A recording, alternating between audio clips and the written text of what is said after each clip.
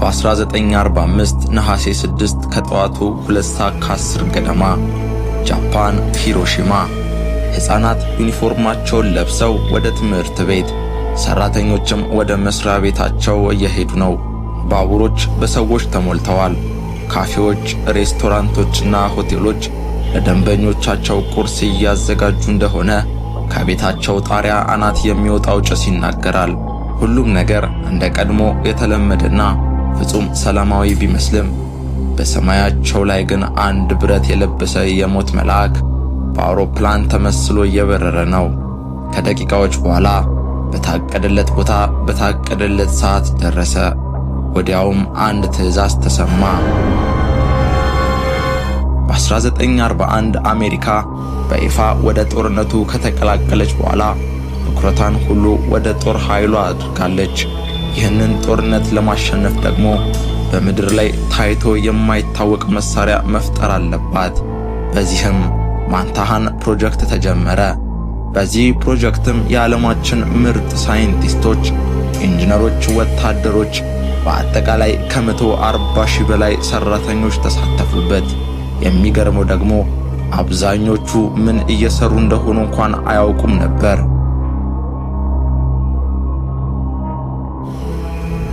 በመጨረሻም አስፈሪ ቦምብ ተጠናቀቀ። ሊትል ቦይ በማለትም ተሰየመ። ይህ ከ4 ቶን ወይም 4000 ኪሎ ግራም የሚመዝነው መሳሪያ በሺህ ቶኖች ከሚመዝኑ ፈንጆች በላይ የሆነ ገዳይ ነው። በጥልቁ ፓሲፊክ ውቅያኖስ መሃል የሚገኘው ቲና አንድ ሴት ለአንድ ተልእኮ እየተዘጋጀ ነው።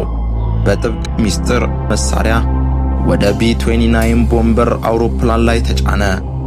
ከ10 ጫማ በላይ የሚረዝመውና ከ2 ቢሊዮን ዶላር በላይ የወጣበት ይህ ቦምብ ትልቅ እልቂት የመፈጸም አቅም ያለው የመጀመሪያው አቶሚክ ቦምብ ነበር።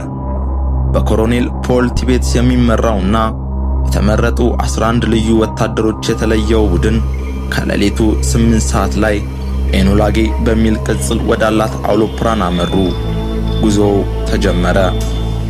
በ1945 ጦርነቱ ወደ መጨረሻው እየተቃረበ ነው። ጀርመን እጅ ሰጥታለች። ጃፓን ግን አሁንም በውጊያው ላይ ናት። አሜሪካ ደግሞ ጃፓንን ለማንበርከክ አቶሚክ ቦምብን ብቸኛ አማራጭ አድርጋለች። ዋነኛው ኢላማዋ ደግሞ ሂሮሺማ ናት። የፀሐይ መውጫዋ ምድር ሂሮሺማ ከ350,000 በላይ ሰዎች የሚኖሩባት ከተማ ናት። ትልልቅ ወታደራዊ ሎጂስቲክ የተቀመጠባትና ከ40,000 በላይ ወታደሮች የሰፈሩባት የጦር ካምፕም ነበረች።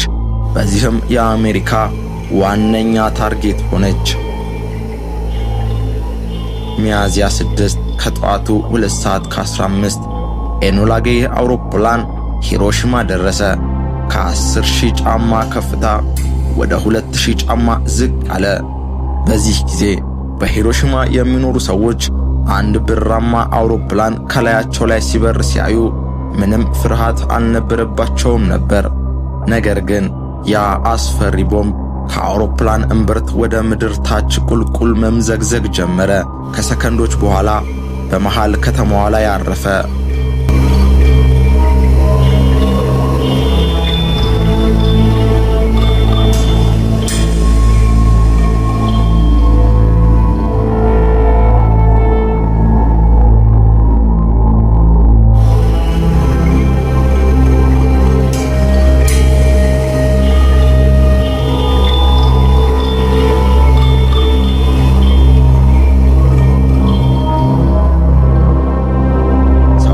ሰምቶት የማያውቀው ከባድ ፍንዳታም ተሰማ።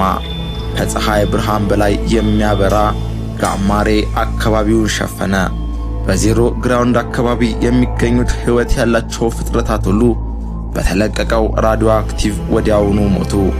አእምሯቸው እንኳን ህመሙን ሳይረዳ በቅጽበት ከመኖር ወደ ብናኝ አመድነት ተቀየሩ። አቶሚክ ቦምቡ አንድ ሪአክሽን ሲጀምር ትልቅ የሆነ የእሳት ኳስ ይፈጥራል።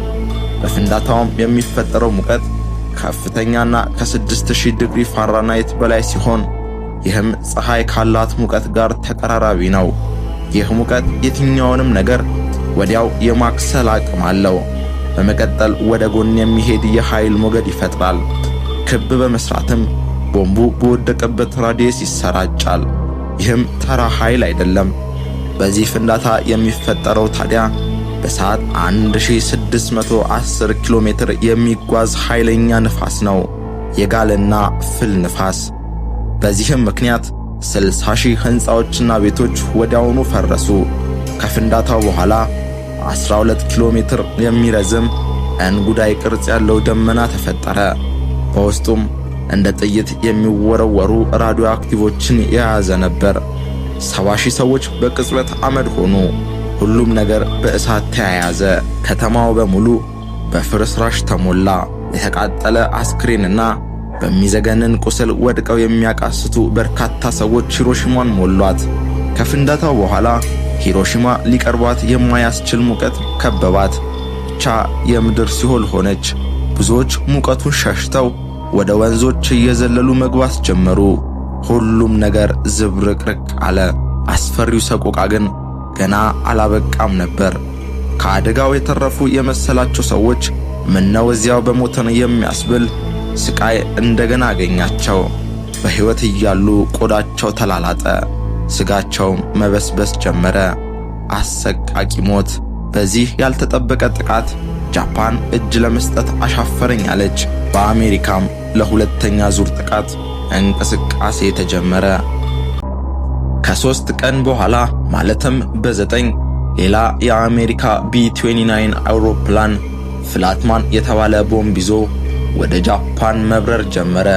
በጊዜው የተሰጠው ኢላማ ኮኩራን እንዲያጠቃት ሲሆን በወቅቱ በነበረው ከባድ የአየር ሁኔታ ምክንያትና አውሮፕላኑ ነዳጅ በመጨረሱ ጉዞ ወደ ዕድለቢሷ ናጋሳኪ ሆነ።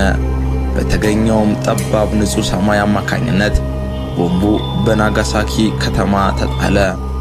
እንደ ሂሮሺማ ሁሉ ናጋሳኪም በግዙፍ ፍንዳታ ተናወጠች። ጃፓን በድጋሜ ተሰበረች። በዚህ ጊዜ የዓለም መሪዎች ሁሉ አንድ ነገር ተረዱ። የአቶሚክ ቦምብ ጦርነትን ሙሉ ለሙሉ ሊቀይር እንደሚችል። በመጨረሻም የጃፓን ንጉሠ ነገሥት በሬዲዮ ጣቢያ በመገኘት ጦርነቱን በማቆም እጅ መስጠቱን አስታወቀ።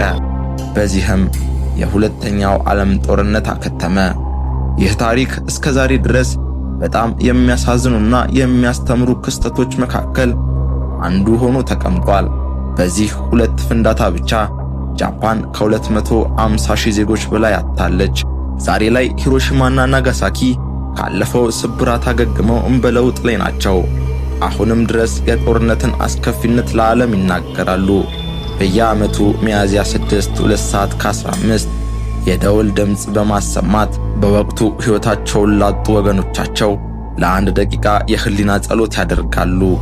የሰላም ዋጋዋ ውድ ነው። ሰላም ለሀገራችን። እወዳችኋለሁ። ሰላም